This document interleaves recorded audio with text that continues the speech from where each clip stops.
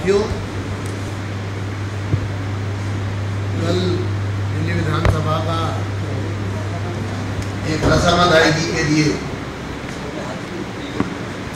सत्र बुलाया गया और विषयों के साथ न्याय नहीं हुआ।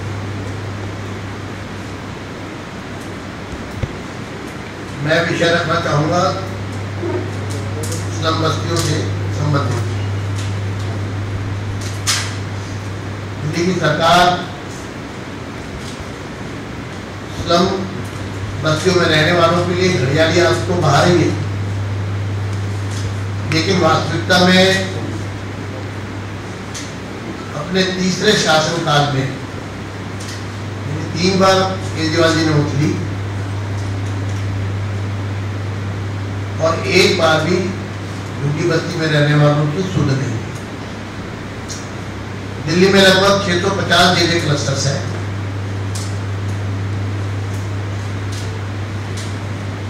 इन्होंने कहा था कि पाइप वाटर लाइन जो है हर झुग्गी तक नल पहुंचाया जाए। अगर आज दिल्ली में सबसे ज्यादा ट्रस्ट कोई दिल्ली का निवासी है तो झुग्गी बस्ती में रहने वाला है। नल झुग्गी तक पहुंचना तो दूर, झुग्गियों में पानी ही सरकार पहुंचाने में पूरी तरह विफल सिद्ध हुई।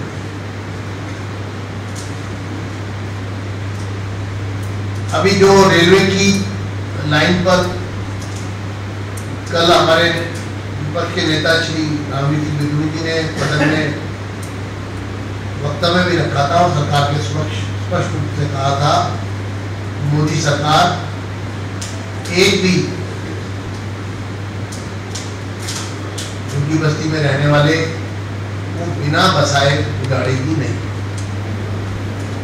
और ये मोदी सरकार का संकल्प है। जब 2022 तक घर देने की बात करते हैं तो हम सबसे पहले तो मोदी सरकार के बहुत बहुत आभार प्रकट करते हैं, धन्यवाद करते हैं कि उन्होंने सुप्रीम कोर्ट के आदेश के समक्ष भी एक ऐसा रास्ता निकाला कि जिससे कि सभी झुग्गी बस्ती में रहने वालों को घर देने का रास्ता प्रशस्त हो सके। तो सबको बिना घर दिए उजाड़ा नहीं जाएगा। इस संकल्प के साथ रेलवे लाइन के साथ रहने वाले लोगों को घर दिए जाएंगे। ये एफिडेविट सुप्रीम कोर्ट में भारत सरकार ने कल दर्ज कराया है, बयान वहां पर दर्ज कराया है। मैं दिल्ली की सरकार से कुछ संक्षिप्त में कहना चाहता हूं। केजरीवाल जी से मेरा प्रश्न है कि वो बताएं कि 2013 से अब तक 3 बार शपथ लेने के बावजूद क्या एक भी नया घर झुग्गी बस्ती में रहने वाले के लिए आपने बनाया है? यानी कि अपने शासनकाल में आम आदमी पार्टी सरकार ने एक भी फ्लैट या घर अपने शासनकाल में नहीं बनाया। दूसरा, जो फ्लैट बने हुए हैं कुल मिलाकर 52,000 जो आवंटित करने हैं दिल्ली की सरकार को, उनमें से 6 साल में जानबूझकर उनका आवंटन नहीं किया गया बस्ती में रहने वालों को, क्योंकि ये पार्टी, ये सरकार उनको सिर्फ वोट बैंक के रूप में इस्तेमाल करती है। और उनके विधायक जब उनको घर देने की बात आती है तो कहते हैं कि इनको घर मत दो, क्योंकि अगर इनको घर दिया, फ्लैट दिया तो ये उसमें चले जाएंगे और हमारा वोट पर फर्क पड़ेगा। यानी अपने वोट के लिए गरीबों को एक नारकीय जीवन वो बिताए, उसके लिए षड्यंत्र किया जा रहा। अंत में एक बात आपके समक्ष रखना चाहता हूं। केजरीवाल जी बताएं उन्होंने, मैं उन क्लस्टर्स के नाम भी पढ़ूंगा, 5173 जे स्लम ड्वेलर्स हैं जिन्होंने 39 करोड़ 40 लाख रुपया दिल्ली की सरकार को लोन लेकर, आप सोचिए झुग्गी वाला अगर लोन लेगा, दिल्ली की सरकार ने जमा कराया था 2013 में कि उनको फ्लैट दिए जाएंगे, यानी कि एक योजना बनी, उसके अनुसार 68,000 रुपया एक झुग्गी वाले से दिल्ली की सरकार ने योजना के अनुसार जमा करवाया और कुल राशि बनी 39 करोड़ 40 लाख रुपया। वो फ्लैट भी बने तैयार खड़े कर, उसके बावजूद वो ब्याज भर रहे हैं, उनका शोषण हो रहा है, लेकिन उनको घर नहीं दिए गए। ये झुग्गी क्लस्टर्स के नाम भी मैं आपके समक्ष पढ़ रहा हूं। J Basti, Sanjay camp, KLN block Wazirpur, Khichripur B/W bridge, park side बादरी industrial area, Pratap camp Kirby place, NC Joshi memorial hospital Karol Bagh, Indira Gandhi camp Taimur Nagar, Ramesh Nagar at Kirti Nagar, F7 block opposite Sultanpuri. ये तमाम प्रमुख क्लस्टर्स हैं जिनके स्लम ड्वेलर्स हैं 5173 उस समय के समय। इन्होंने पैसा जमा किया हुआ, उसके बावजूद इनको घर नहीं दिए गए। इससे आप समझ सकते हैं। इसके अलावा 32 जेजे क्लस्टर्स जो DDA की लैंड पर थे, DDA ने 5 लाख रुपए इसको दिया कि इनका सर्वे करके हमें इसकी रिपोर्ट दे दीजिए, हम सबको घर देंगे। इन्होंने वो 32 जेजे क्लस्टर्स का सर्वे नहीं किया, 5 लाख रुपया भी रख लिया और DDA को अंत में इन 32 जेजे क्लस्टर्स का स्वयं सर्वे करवाना पड़ा, क्योंकि DDA के दिए हुए पैसे से सर्वे दिल्ली की सरकार ने नहीं किया और 5 लाख रुपया भी रख लिया। इसलिए मैं यही कहना चाहूंगा तुम्हें कि दिल्ली की सरकार हर तरह से दिल्ली की झुग्गी बस्ती में रहने वालों को प्रताड़ित कर रही है। उनके नहीं चाहती कि उनका विकास हो, वो संपन्न हो, वो उनका जीवन स्तर सुधरे। और इन तमाम बातों को लेकर हम चाहते हैं कि आम आदमी पार्टी हमारे इन आरोपों का स्पष्ट रूप से जो हमें चुनौती देते हुए लगाए हैं, इनका जवाब दे, नहीं तो ये माना जाएगा कि जानबूझकर ये तमाम मामलों पर सरकार उनको तंग कर रही है। धन्यवाद।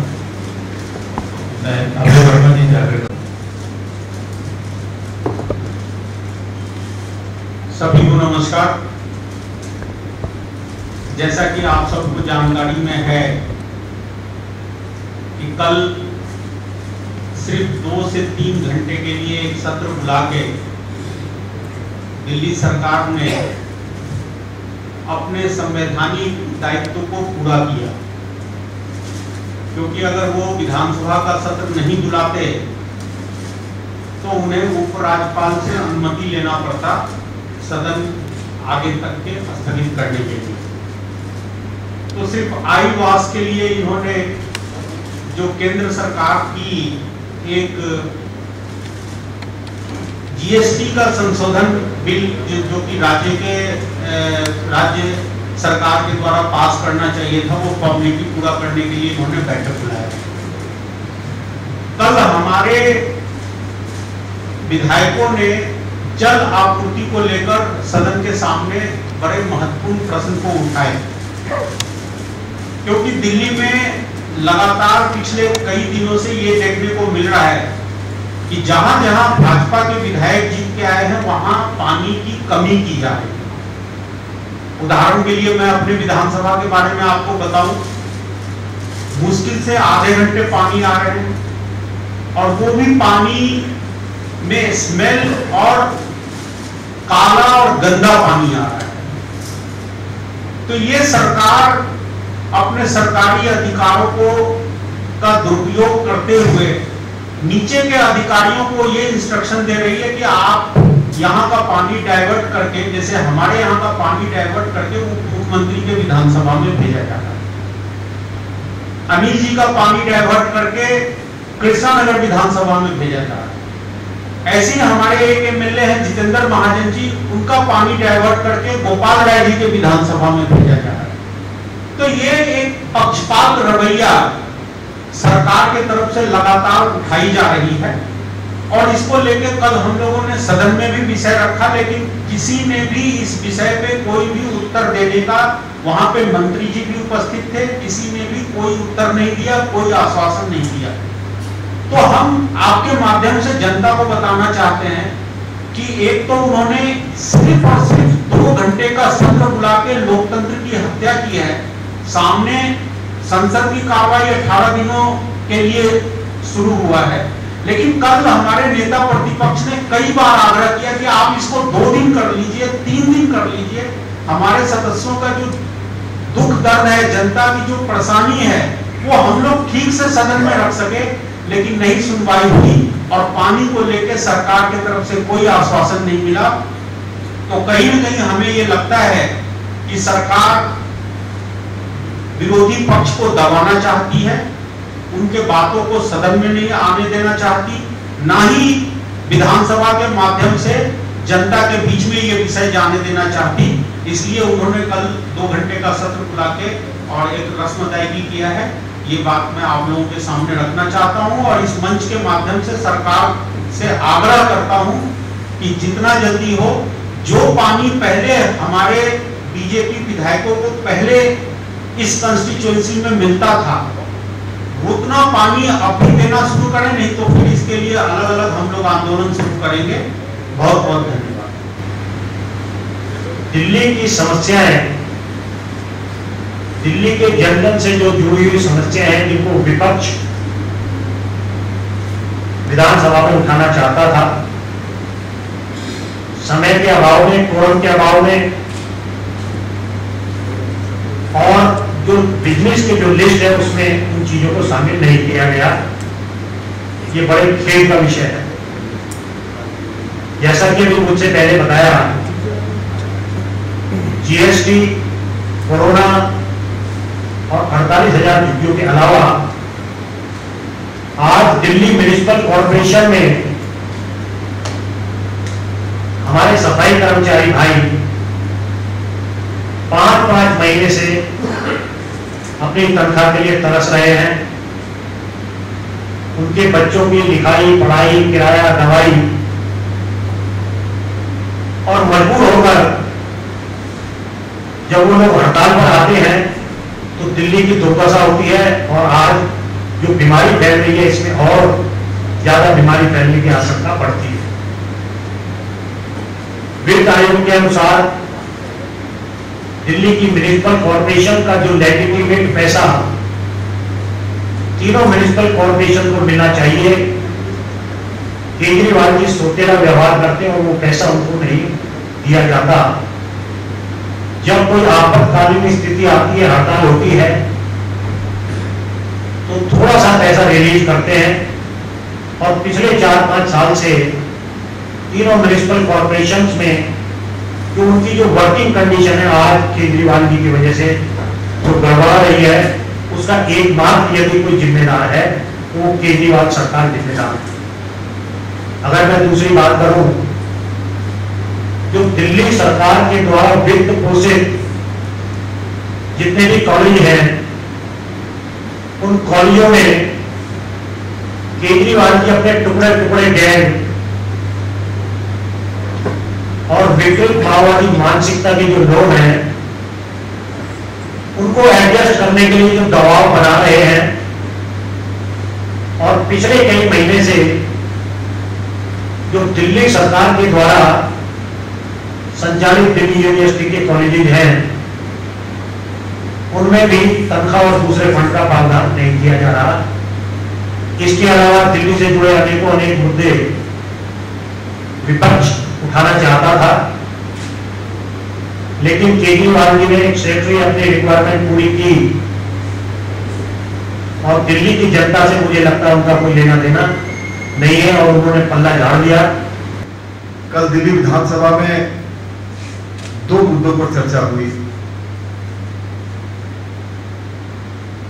एक चर्चा हुई कोविड-19 पर और दूसरी चर्चा हुई झोपड़ी झोपड़ी वासियों का पुनर्वास कैसे हो। जहां तक झुग्गी झोपड़ी की बात है, मैं आपको ये जानकारी देना चाहता हूं कि रेलवे की जमीन पर जो 48,000 झोंकियां बसी हुई है, ये मामला पिछले 25 सालों से चल रहा है। कोर्ट ने अनेकों बार दिल्ली सरकार को डायरेक्शन दी, एनजीटी ने डायरेक्शन दी और उसके बाद यह तय हुआ था 2006 और 2007 में कि इन 48,000 झुग्गियों को फ्लैट देकर बसाया जाएगा और एक योजना 2006-2007 में शुरू हुई 52,000 फ्लैट्स को बनाने की। अभी तक 28,500 फ्लैट बनकर तैयार हुए हैं। उनकी हालत भी बहुत जर्जर है। 17,000 फ्लैट्स अंडर कंस्ट्रक्शन है और जिस जमीन के ऊपर ये फ्लैट्स बनाए जा रहे हैं, ये जमीन दिल्ली सरकार को केंद्र सरकार ने उपलब्ध कराई है और फ्लैट्स के निर्माण पर जो खर्चा हो रहा है वह खर्चा 50% केंद्र सरकार वहन कर रही है। केंद्र सरकार 50% कंट्रीब्यूट कर रही है। लगभग 80% कंट्रीब्यूशन केंद्र सरकार का है, 20% केवल अरविंद केजरीवाल की सरकार का है। हम पूछना चाहते हैं कि पिछले 6 सालों में जो लोग रेलवे की जमीन के ऊपर जो झुग्गियां बसी हुई है, उनके लिए अरविंद केजरीवाल की सरकार अभी तक 52,000 फ्लैट बनाकर क्यों तैयार नहीं कर पाई।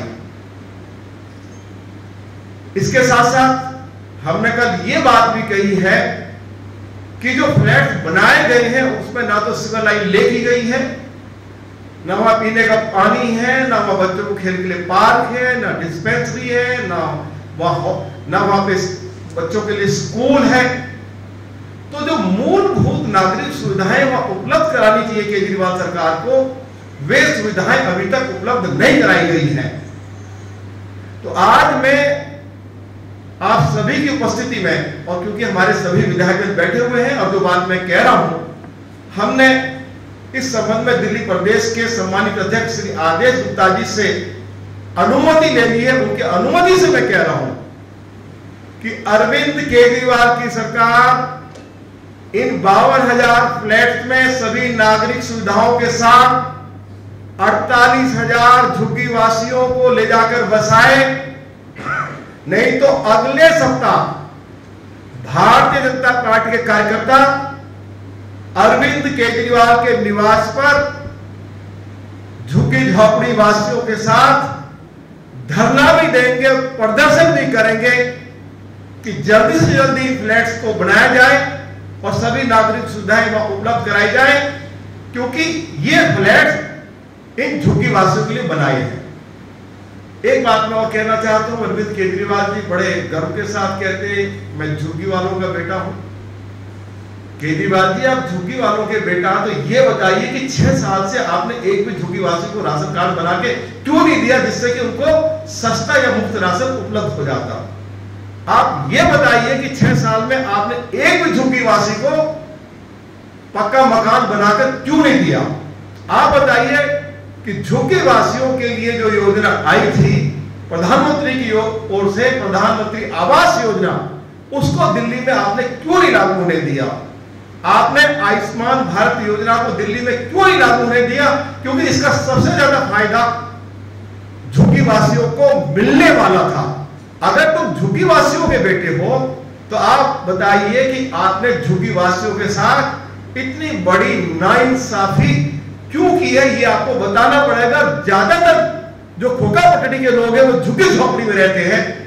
2014 में केंद्र सरकार ने कानून बना दिया कि खोखा पट्टी के लोगों को छोटे छोटे स्टॉल बनाकर दिल्ली सरकार को देने होंगे, जिससे कि खोखा पट्टी के लोग इज्जत और सम्मान के साथ रोजी रोटी कमा सके। अरविंद केजरीवाल बताया कि 6 साल में क्या उनकी सरकार ने एक भी गरीब खोखा पट्टी वाले को पक्का स्टॉल बनाकर दिया है क्या? नहीं।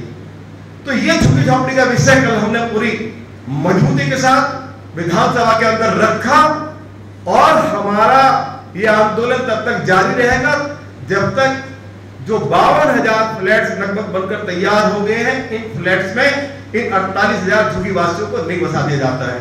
दूसरा जो विषय था वो था कोविड-19।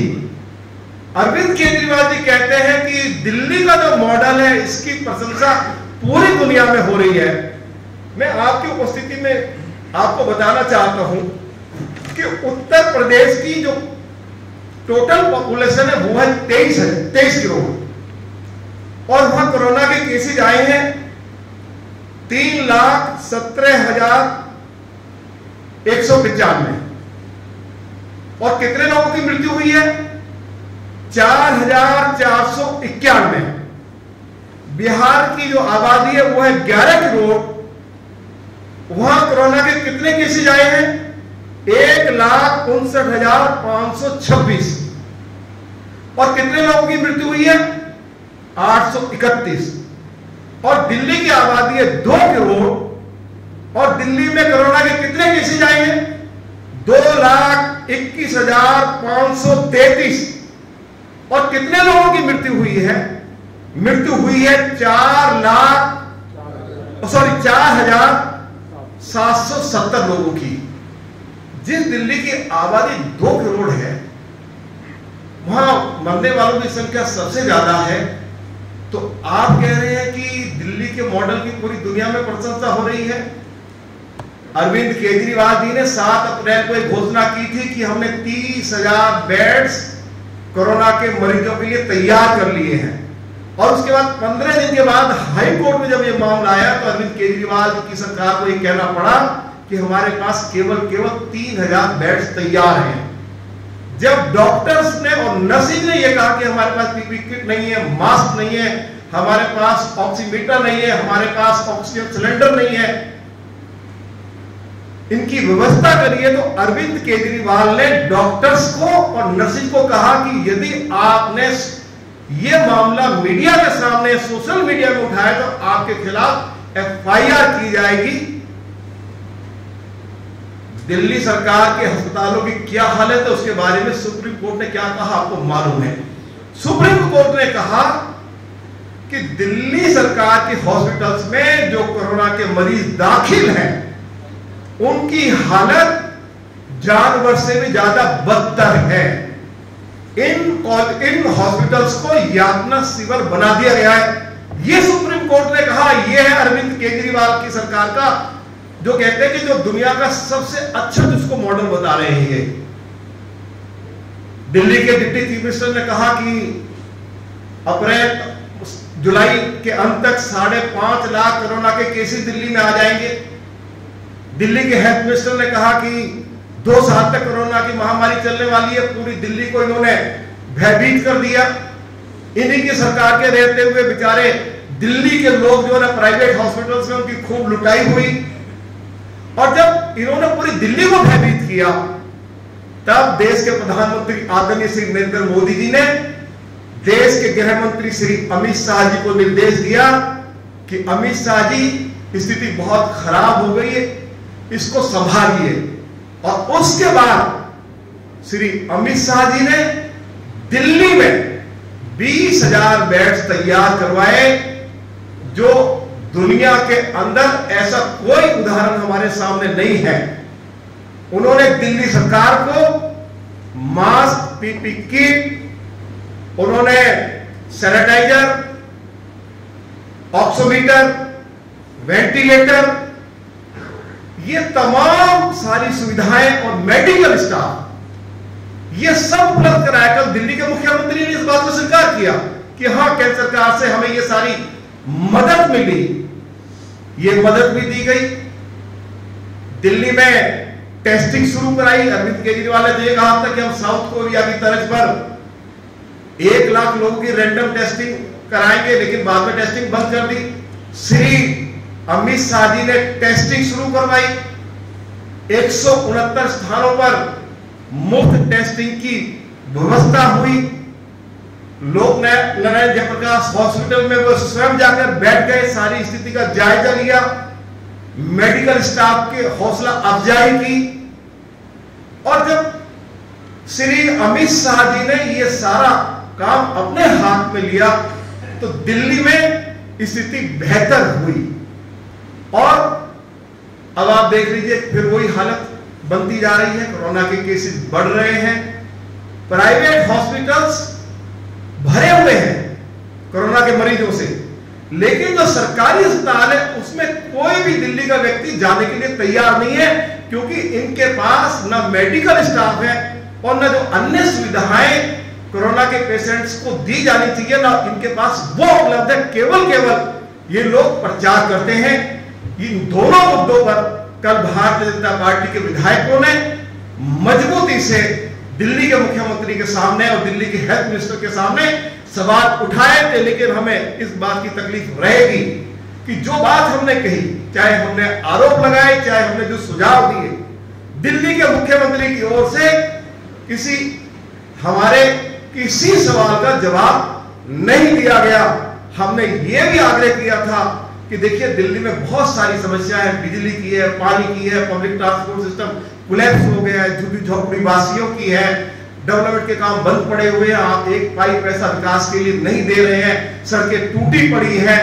तो इन तमाम मुद्दों पर दिल्ली की सरकार चर्चा कराए, विधायकों की राय जाने और इस असेंबली सेशन को 5 दिन तक कम से कम और बढ़ा दिया जाए। हमारी इस मांग को स्वीकार नहीं किया गया है। इसका मतलब यह कि अरविंद केजरीवाल की सरकार लोकतंत्र की हत्या कर रही है। ये मैं आज भारतीय जनता पार्टी विधायक दल की ओर से अरविंद केजरीवाल की सरकार के ऊपर आरोप लगा रहा हूं।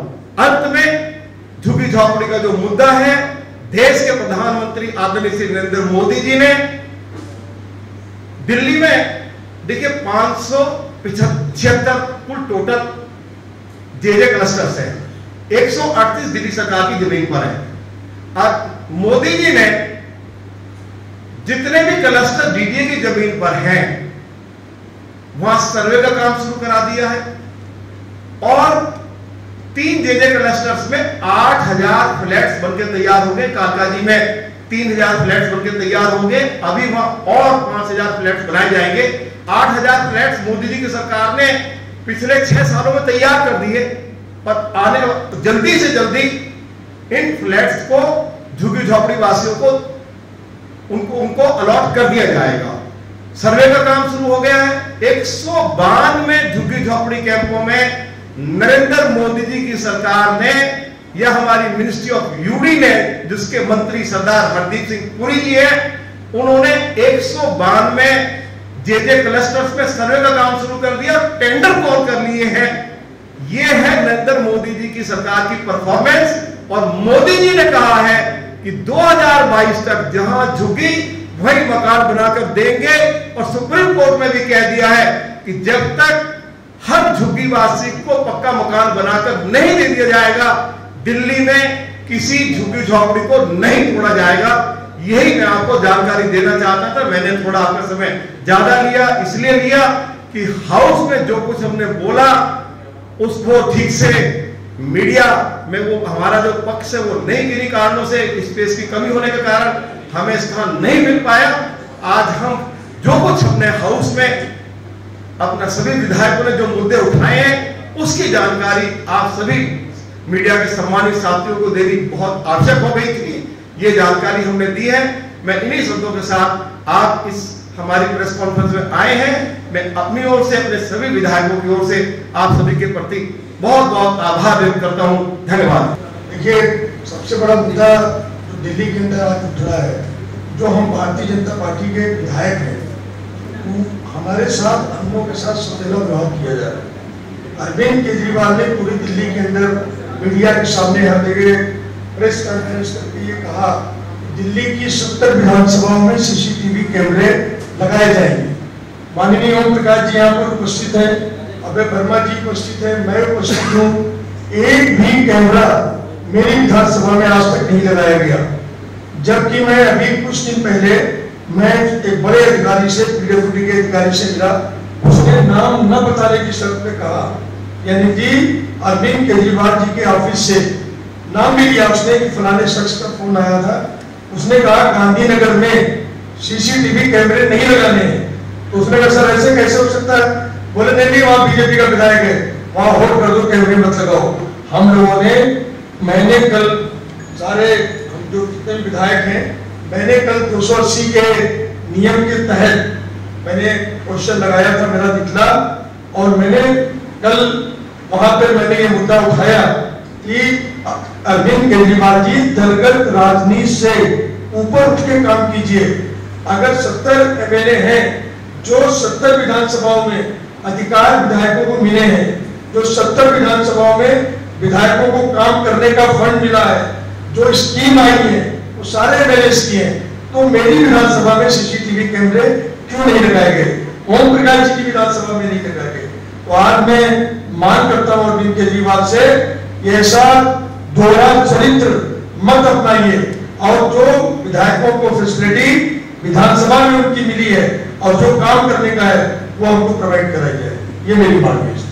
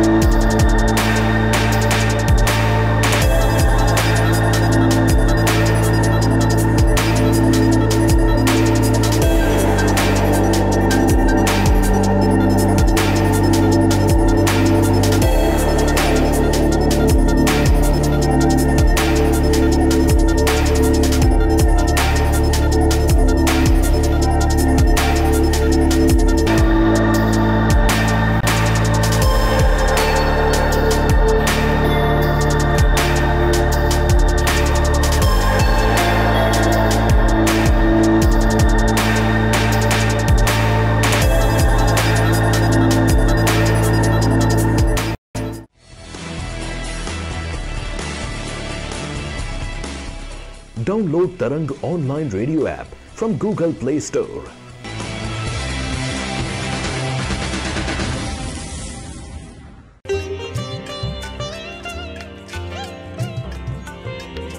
You are listening to Tarang Devotional Online Radio.